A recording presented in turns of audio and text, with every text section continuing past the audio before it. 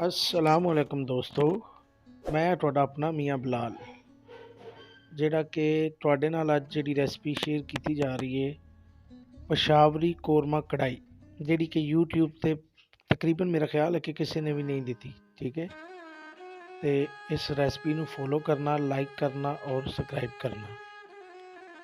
ਇਸ ਰੈਸਪੀ ਵਾਸਤੇ ਦੋਸਤੋ 1 ਕਿਲੋ ਘੀ ਤੇ 1.5 ਕਿਲੋ ਪਿਆਜ਼ ਜਿਹੜਾ ਫਰਾਈ ਕੀਤਾ ਜਾਏਗਾ। ਤੇ ਫਰਾਈ ਕਰਨ ਤੋਂ ਬਾਅਦ ਇਨਸ਼ਾਅੱਲਾ ਹਰ ਚੀਜ਼ ਜਿਹੜੀ ਤੁਹਾਨੂੰ ਟਿਪ ਦੇ ਮੁਤਾਬਕ ਦੱਸੀ ਜਾਏਗੀ, ਤਾਂ ਕਿ ਇਹ ਰੈਸਪੀ ਤੁਸੀਂ ਆਸਾਨੀ ਦੇ ਨਾਲ ਫੋਲੋ ਕਰਕੇ ਆਪਣੇ ਘਰ ਵੀ ਮਹਿਮਾਨਾਂ ਦੇ ਨਾਲ ਤੁਸੀਂ ਇਹ ਸ਼ੇਅਰ ਕਰ ਸਕਦੇ ਹੋ। ਬਹੁਤ ਹੀ ਸਿੰਪਲ ਤਰੀਕੇ ਨਾਲ ਔਰ ਬਹੁਤ ਹੀ ਟੇਸਟੀ। ਦੋਸਤੋ ਪਿਆਜ਼ ਜਿਹੜਾ ਉਹ ਬਰਾਊਨ ਕਰਨਾ ਹੈ, ਤੇ ਜਿਸ ਟਾਈਮ ਵੀ ਪਿਆਜ਼ ਬਰਾਊਨ ਹੁੰਦਾ ਹੈ, ਬਰਾਊਨ ਤੋਂ ਬਾਅਦ ਤੁਹਾਡੇ ਨਾਲ ਸ਼ੇਅਰ ਕੀਤਾ ਜਾਂਦਾ ਹੈ ਇੱਕ ਪੁਆਇੰਟ ਜਿਹੜਾ ਤੁਹਾਡੇ ਨਾਲ ਸ਼ੇਅਰ ਕੀਤਾ ਜਾਏਗਾ। ਇਸ ਮੇਰੀ ਰੈਸਪੀ ਨੂੰ ਫੋਲੋ ਵੀ ਕਰਨਾ, ਸ਼ੇਅਰ ਵੀ ਕਰਨਾ ਔਰ ਲਾਈਕ ਵੀ ਕਰਨਾ।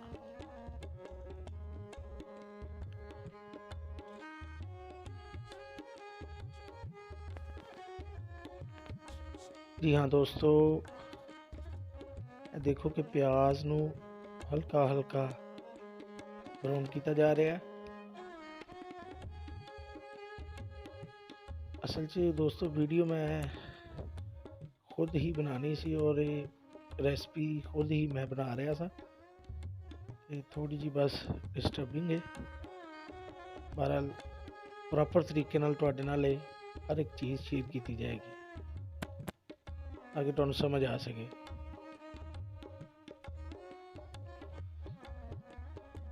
तो दोस्तों 10 किलो गोश्त है, ਇਹਨੂੰ ਜਦੋਂ ਪਿਆਜ਼ ਲਾਲ ਹੋਏਗਾ ਹਲਕਾ ਜਿਹਾ, ਤੇ ਪ੍ਰੋਪਰ ਤੁਸੀਂ ਇਹਨੂੰ ਪਤੀਲੇ ਦੇ ਅੰਦਰ ਜਿਹੜਾ ਉਹ ਪਿਆਜ਼ ਦੇ ਨਾਲ ਹੀ ਸ਼ਾਮਿਲ ਕਰ ਦੇਣਾ।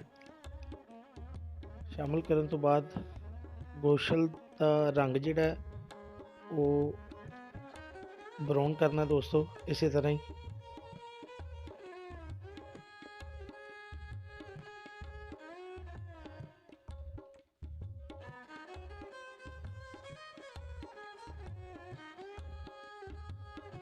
तो दोस्तों ब्राउन तकरीबन गोश्त ਜਿਹੜਾ ਉਹ ਬਰਾਊਨ ਹੋ ਚੁੱਕਿਆ ਹੈ।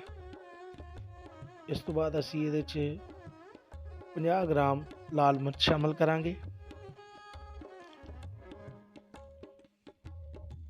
ਲਾਲ ਮਿਰਚ ਸ਼ਾਮਿਲ ਕਰਕੇ ਇਹਨੂੰ ਅੱਛੇ ਤਰੀਕੇ ਨਾਲ ਹਿਲਾਇਆ ਜਾਏਗਾ ਔਰ ਥੋੜਾ ਜਿਹਾ ਵੇਟ ਕੀਤਾ ਜਾਏਗਾ।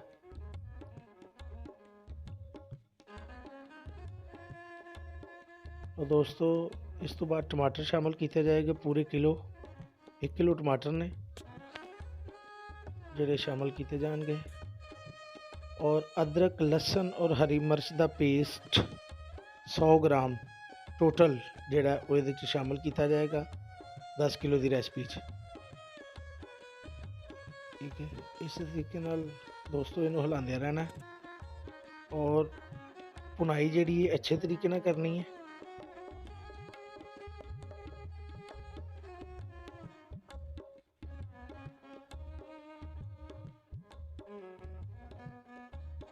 जिन्नी दोस्तों गोश्त की भुनाई होएगी उन्ना ही मसाले भी और गोश्त जोड़ा ना वो ज़्यादा मज़ेदार पकेगा। दोस्तों इमली सुट्टी है, इमली ये 20 ग्राम पानी है, ये पहले पानी च भ्यों लैनी है, तो पानी च भ्यों के फिर शामिल करनी है। इस तो बाद दोस्तों नमक जोड़ा तुसी हसबे ज़ायका सुट्टना है। असी 20 ग्राम नमक सुट्टिया है, जरूरत के मुताबिक होर भी सुट्टांगे। तो दोस्तों सुक्का धनिया जे कोरमे के 2 पैकेट ले लेने ने तुसा नैशनल कोरमे दे, वो भी तुसा इस तरह इस टाइम दोनों पैकेट ही जेडे शामिल कर लेने ने। ये दोस्तों छोटियां पुड़ियां ने, ठीक है, एक डब्बा होता है, डब्बा नहीं, ये छोटियां पुड़ियां ने। इस तरह दोस्तों मसाला मिक्स करके भुनना है, भुनी जाना है। जिन्नी गोश्त की भुनाई होएगी उन्ना ही गोश्त कोरमा जोड़ा है ज़्यादा अपनी रवायत के मुताबिक टेस्ट जोड़ा इहदा आंदा है। ठीक है जी। हाँ दोस्तों, इस टॉपिक ते आके तुसी हल्दी शामिल करनी, हल्दी पहले नहीं शामिल करनी। ठीक है।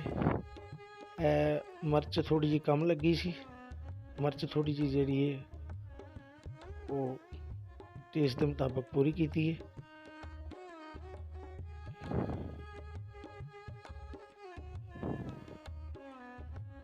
जी हाँ, देख रहे हो तुसी कि बनाई जी पूरी प्रॉपर तरीके नाल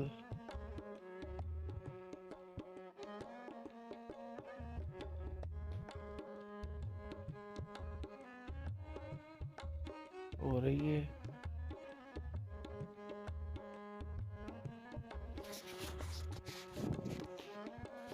जी हाँ दोस्तों, इन्हों अच्छी तरह भुनाई करते रहना। यदी भुनाई दे विच जिहड़ा ना कोई किसी किस्म की कसर नहीं छड्डनी। ठीक है।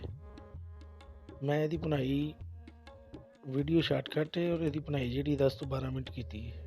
ठीक है। यह दोस्तों जरदा कलर है, ये अगर तुसी ऑप्शनल पाना चाहो तो ठीक है, अगर नहीं भी पाना चाहते तो कोई ऐसी इसकी ज़रूरत नहीं। ठीक है।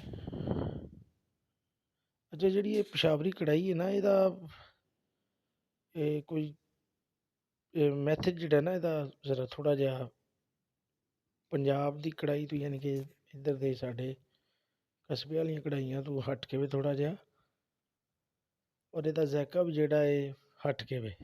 दोस्तों मैं ढक्कन दिता, ढक्कन देने तो बाद देख लो मसाला जोड़ा पूरी तरह ये भुज गया। इस तो बाद तुसी हसबे ज़रूरत पानी लाना है, अपने मुताबिक इनू पानी लाना है जिन्ना तुसी मेहमाना के हिसाब नाल।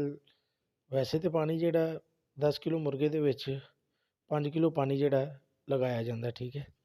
अगर तुसी ज़्यादा मसाला ज़्यादा ग्रेवी रखना चाहो तो तुसी ये कम भी कर सकते हो। ठीक है। नमक थोड़ा जहा कम सी, नमक डालिया ये। नमक तो बाद